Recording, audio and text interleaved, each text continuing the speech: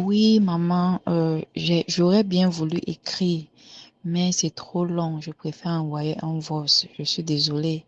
Je sais que la dernière fois, la soeur, je sais pas, vous avez dit qu'on n'envoie plus les voices parce que ça surcharge le système. Mais quand j'ai suivi ce matin la dénonciation des hommes de Dieu que vous avez cités, et dans ces hommes de Dieu, trois m'ont imposé les mains. Trois m'ont imposé les mains, toujours à la recherche du miracle quand j'étais au Cameroun. Mais pour l'apôtre Joachim, c'est le dernier qui m'a imposé les mains quand il était ici à Dubaï avant les fêtes.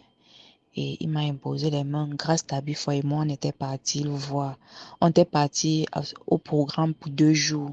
Et le dernier jour, nous a imposé les mains. Donc, s'il vous plaît, priez pour moi. Et mon fils aussi, qui est vraiment, vraiment. Mais avant même que vous ne le dénoncez, moi particulièrement, quand j'étais au Cameroun, j'étais allé au Nigeria pour voir euh, leur père, euh, c'est prophète Tibi Joshua. J'étais allé au Cameroun, au Nigeria par 2 fois pour le voir parce que j'avais trop de problèmes. Comme je vous ai expliqué dans mon premier mariage, je suis allée là-bas, mais le Seigneur n'avait même pas permis que ce que j'aille euh, puisse marcher. Mais je ne vais pas vous mentir, maman, quand je suis partie là-bas, je j'étais vraiment attachée au Seigneur. Je servais Dieu en esprit, en vérité. Et le Seigneur me montrait quand même beaucoup de choses par des songes. Quand je suis partie là-bas, quand je suis arrivée là-bas, euh, il m'a donné l'eau parce que quand tu pars par invitation et qu'il t'invite et qu'il te loge, on te donne l'eau et il donne la photo avec un message et il vous demande d'aller mettre la photo là chez vous. Quand je suis partie, je suis rentrée, je suis partie à sa montagne de prière. Maman, je vais pas vous mentir. Je ne priais même pas parce que moi, je suis quelqu'un qui ouvre un peu trop les yeux. J'ouvrais les yeux, il y avait une fille qui me suivait, elle me dit, tu es venue ici prier ou bien tu es venue ici regarder. Et sa montagne de prière, c'est au bord de l'eau.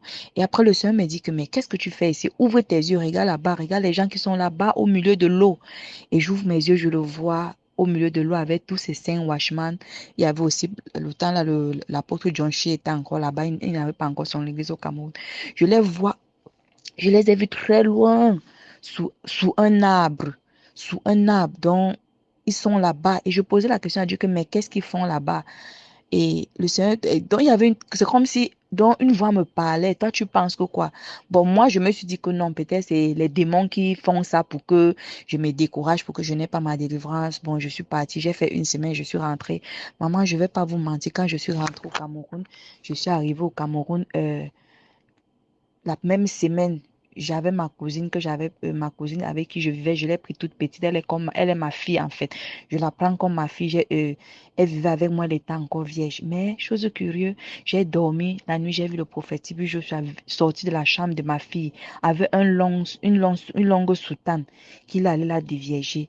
Quand je me suis réveillée, j'ai dit, Seigneur, ça c'est quel genre de songe? Bon, pour moi, vous savez, quand vous êtes, donc vous n'êtes pas trop, vous n'avez pas la connaissance. Pour moi, je me suis dit que non. C'est sûr que c'est le diable qui veut juste faire ça pour salir son image. Bon, après un moment donné, j'ai commencé dans ma tête, ça venait que non, il n'est pas de Dieu. J'ai pris tout ce qui lui appartenait, toutes ses photos, j'ai brûlé avec tout ce qu'on m'avait donné au Nigeria, j'ai brûlé. Jusqu'à, même mon fils aussi, on était sortis dans ça, mais après un moment donné, on ne sait pas, je ne sais, moi particulièrement, j'étais sortie dans ça, jusqu'à même quand John Shea est venu au Cameroun, moi, j'étais même pas au courant. C'est quand j'arrive ici à Dubaï, mon fils commence à me ramener, il me ramène vers John Shea. J'ai encore recommencé à suivre sa chaîne. J'ai suivi sa chaîne jusqu'à j'ai suivi qu'il venait ici à Dubaï. Je suis partie. Je suis arrivée là-bas. Il nous a imposé les mains. Mais le véritable problème, c'est mon fils. Donc, il est accroché. Il dit qu'il a appelé. Il veut le manteau. Ce manteau. Bon, depuis, quand il est venu ici à Dubaï, il vend les consultations. Donc, il disait que pour le voir, il a là-bas envoyé un message dans le groupe que si quelqu'un veut voir l'homme de Dieu, qu'il donne $300. J'ai dit que, mais ça, c'est pas normal. Comment on va donner $300 pour aller voir Dieu, pour aller voir un homme de Dieu? J'ai partagé ça avec mon fils. J'ai envoyé même le message à mon fils. Je lui ai dit que ça, c'est pas normal. Il a fait des tapis. Quand nous sommes arrivés à la croisade, nous sommes arrivés, je voyais les gens avec l'eau. Parce que moi, particulièrement, j'ai dit que je ne peux pas acheter quelque chose qu'on dit que c'est de Dieu et j'achète. Moi, je n'ai pas eu à cœur, le Seigneur m'a pas mis à cœur d'acheter. Les gens achetaient, les gens étaient là, ils étaient là. Bon, moi, le Seigneur m'a même pas permis de toucher même à ça, d'avoir même accès. J'ai pas voulu. Bon, comme moi, j'étais déjà attachée à lui, je faisais le partnership dans son truc. Et ce qui m'a beaucoup dérangé jusqu'à j'ai dit que non, ça c'est pas vrai, c'est pas gentil. C'est parce qu'il a demandé qu'on donne $300 pour le voir. $300, c'est dans les 150 000. Et après ça, il a les tapis là, qu'il a dit que c'est pour les partenaires. Mais il ne nous a pas donné. Et ce qui m'a aussi dérangé, c'est que on part, l'église est pleine. On arrive à l'église à 8 heures. Lui, il est venu à 18 heures du soir. Moi, pour moi, j'ai dit que non. Donc, j'ai donc commencé à murmurer. Et quand j'ai donc commencé à murmurer, avant même que vous ne le dénonciez, moi, je l'ai déjà enlevé dans mon cœur. Et j'ai dit à mon fils que sache que tu n'iras pas au Cameroun. Le manteau que tu veux de lui là, c'est pas avec ça que tu vas servir Dieu, que tu vas faire attendre la foule de 8 heures à 6 heures. C'est toi c'est à l'heure là que toi tu viens. Jésus ne faisait pas attendre ses disciples. Ça, c'est ce que j'ai dit à mon fils. J'ai dit à mon fils que Jésus ne faisait pas attendre les gens. Jésus ne faisait pas attendre la foule. Donc, si c'est le manteau là que tu vas aller au Cameroun pour prendre, je refuse ça et je vais aller dans la présence du Seigneur. Ce matin encore, je parlais à sa femme. Je disais que prie pour ton mari. Mon fils ne doit pas aller chez John Shi au Cameroun. Il n'ira pas. Et comme l'autre jour, j'ai connecté, je lui ai demandé de se connecter à votre chaîne. Vous connaissez là déjà notre vision. Et comme il a vu que vous dénoncez presque tous les hommes de Dieu, il a commencé le murmure. Je lui ai dit que Dieu te pardonne. Je veux vous dire cette vérité. Il a commencé le murmure. Bon, s'il vous plaît, maman, priez beaucoup pour nous. On a reçu l'imposition des mains de John Shi. J'ai reçu l'imposition des mains de Rodrigo Wafo.